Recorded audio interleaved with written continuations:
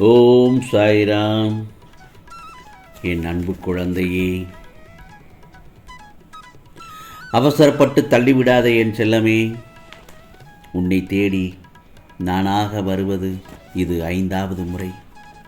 இந்த முறையும் என்னை உதாசீனம் செய்தால் இதுவே கடைசியாக இருக்கும். ஆகவே இந்த சாயப்பாவை நினைத்து மனதார வேண்டி என்னை சரணடைந்தால் உனக்கானதெல்லாம் நிச்சயமாக கிடைக்கும் என் செல்லமே. நீ எதை தேடி ஓடுகின்றாயோ அது உன்னை தேடி வரப்போகிறது. நீ கனவென்று எண்ணிய வாழ்க்கை எல்லாம் நிஜமாகப் போகிறது. உன் வேண்டுதல்கள் வீண் போகவில்லை என் செல்லமே. உன் வேண்டுதல்கள் என்றுமே வீண் போகவில்லை. நீ நீண்ட காலமாக எதிர்பார்த்த ஒரு நல்லதொரு நிகழ்வு இனிதே நடக்கப் போகிறது. இந்த நல்லதொரு காலை பொழுதில் உன் சாயப்பா தரும் அருள்வாக்கு இது. கவலைப்படாதே. உன்னை தவறாக புரிந்து கொண்டவர் உன்னை பற்றி புரிந்து கொள்ளும் காலம் வந்துவிட்டது. உன் இல்லத்தில் மிகப்பெரிய மங்களகரமான நல்லதொரு நிகழ்வுகள் அடுத்தடுத்து நடைபெறப் போகிறது. நீ வேண்டியதை நான் உனக்கு வாரி வழங்கும் நல்ல நேரமும் வந்துவிட்டது. கையேந்திய வரத்தை தரப்போகிறேன். சில இடங்களில் நீ நினைக்கலாம் நடக்கவே நடக்காது என்று நீ நினைத்தது இதோ உனக்காக கைகூடி வரப்போகிறது.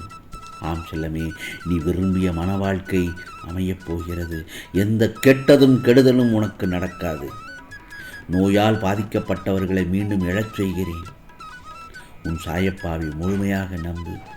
யாருமே துணையாக இல்லை என்று நீ சொல்லக்கூடாது. உன் கூடவே நான் இருக்கிறேன் பாதுகாவலனாக. உனது அனைவரின் வாழ்விலும் ஒளி தீபம் ஏற்றி வைத்து முழு மனதுடன் ஆசீர்வதிக்கிறேன். அனைத்தும் நல்லதாகத்தான் நடக்கும். ஆம் செல்லமே, நீ ஒரு வைரக்கல். நீ வைரமாக ஒளி வீசவே இவற்றையெல்லாம் நிகழ்த்துகிறேன். உன் அன்பான ஆழத்தையும் உன் பக்தியின் தூய்மையையும் உன் பலத்தையும் விசுவாசத்தையும் எவ்வளவு உன்னதமானது என்பதை இந்த சாயப்பா நான் நன்கு அறிவேன்.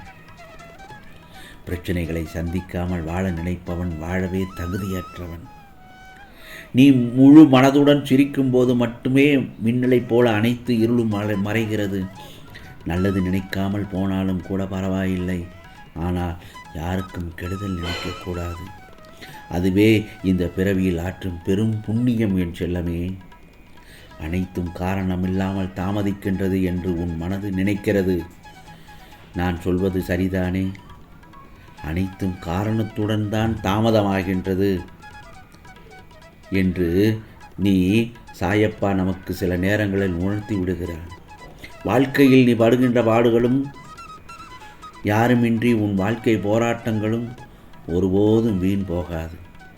நீ படுகின்ற துன்பங்களை ஒருவேளை யாரும் அறியாமல் போனாலும் உங்களின் பாடுகள் உலகமே வியக்கும் வகையில் பலன் கிடைக்கும். ஆகவே ஒருபோதும் சோர்ந்து போகாதே. நீ படும் கஷ்டத்தை மனிதர்கள் உணராமல் அறியாமல் இருக்கலாம். ஆனால் இந்த சாயப்பா அனைத்தையும் பார்த்து கொண்டுதான் இருக்கிறேன். இனி உனக்கு வாழ்க்கையில் உன் விருப்பங்கள் எல்லாம் ஒவ்வொன்றாக நிறைவேறும் என் செல்லமே. நான் இன்னொன்று சொல்லட்டுமா? நீ மற்றவர்களுடன் உண்மையாக அன்போடு நேசித்தோடு பழகு. அன்போடு இரு என்று மட்டும் சொல்கிறேன். அதற்கு தகுதியானவர்கள் நிச்சயமாக உன்னை தேடி வருவார்கள். வாழ்வில் பக்குவப்பட்ட மனமும் மறுத்து போன மனமும் எந்த உணர்வுகளுக்கும் உணர்ச்சிகளுக்கும் இடம் கொடுப்பதில்லை. நிகழ்காலத்தில் இப்பொழுது இருக்கிற காலத்தில் ஆசையே இல்லாதவர்கள் மட்டுமே மிக அதிக சந்தோஷத்துடன் வாழ்கின்றார்கள். எங்கு தகுந்த அதற்குரிய காரணம் இருக்கின்றதோ அங்கேதான் அதற்கான விளைவுகளும் காணப்படும். ஒன்று மட்டும் நல்லா தெரிஞ்சுக்கோ, இந்த சாயப்பா சொல்வதை மனிதனால் நடக்கக்கூடிய விளைவுகளை ஒருபோதும் கட்டுப்படுத்த முடியாது. ஆனால் அவற்றினுடைய மூல காரணத்தை அறிந்து அதை மாற்ற முடியும். கால நேரத்தால் நீ தொலைத்த ஒன்று மீண்டும் உனக்கு கிடைத்துவிட்டால் கண்டிப்பாக அது உனக்கென்று உனக்கு மட்டுமே உரித்தான ஒன்றாக உனக்காகவே படைக்கப்பட்டதாக இருக்கும். அப்படித்தானே? நான் உதாரணம் ஒன்று சொல்கிறேன். தன்னையே கொளுத்தப் போகும் பெட்டியில்தான் படுத்திருக்கின்றது தீக்குச்சி. அதுபோலத்தான் நம்மில் சிலரின் வாழ்வும் அப்படித்தான் இங்கே இருக்கிறது. விழுவதும் எழுவதும் உனக்கு பெரிதல்ல. விழுந்தாலும் நீ எழுந்து விடுவாய், உதயமாகும் சூரியனைப் போல. நீ விழுந்து போனாலும் உன்னை தூக்கிவிட யாரும் வேண்டாம். உனக்குள்ளேயே ஒருவன் இருக்கிறான், அவன்தான் தன்னம்பிக்கை.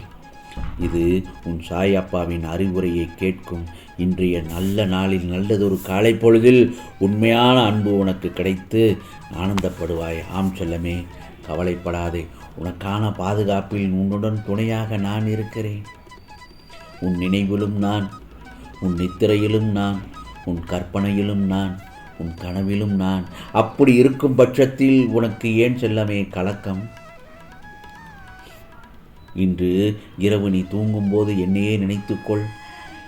சாயி சாயி சாய்ராம் என்று என் நாமத்தை உச்சரித்தபடி அமைதியாக தூங்கச் செல். எப்போதும் தூங்குவதற்கு முன் நாளைய விடியல் நல்ல விடியலாக இருக்க வேண்டும் மட்டுமே என்று நினைத்துக்கொள்.